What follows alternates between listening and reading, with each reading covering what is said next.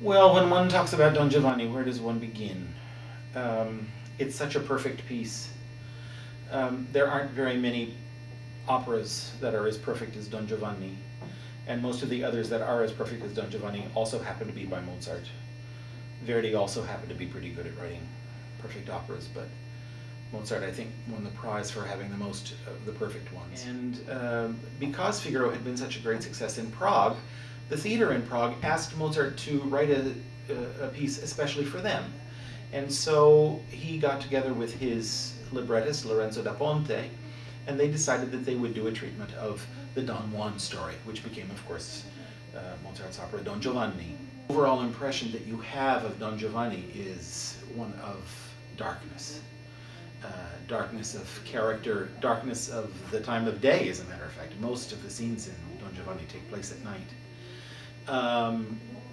But there are also, at the same time that you have this impression of darkness, you have also these occasional bright flashes of light in the piece as well. The second production of Don Giovanni took place in Vienna, which of course was Mozart's hometown at that particular time. And very often what Mozart did when he was working on the second production of a piece of his, he made alterations in the piece to please either the general manager of the company that was doing the piece or a particular singer that happened to be performing in that production. He would make these changes despite the fact that he had gotten it pretty much right the first time around. I like to refer to it as Mozart shooting himself in the foot, because this is, in my opinion, what he often did. So in our production, Mercury Opera's production of Don Giovanni, we have restored the production to Mozart's original plan. We're doing the Prague version, with one exception. When Mozart wrote Don Giovanni, he, as I said before, he wanted to make the piece as much like the Marriage of Figaro as he could.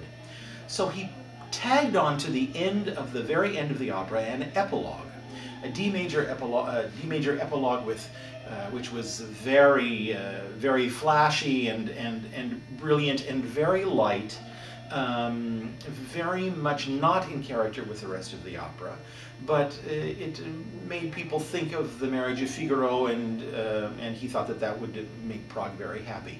When Mozart did the first production, however, in Vienna, not only did he add all of these pieces, write these pieces for these singers that I have mentioned already before, but he decided not to do the epilogue, which I think is very interesting, actually, because he didn't have time constraints. He didn't have to make sure that he wasn't going to go into overtime because they had to pay the orchestra extra or any of that. He actually decided that he didn't want to do the epilogue, which means that you end with Don Giovanni's damnation, with his being dragged into hell, which is a very, very dramatic moment.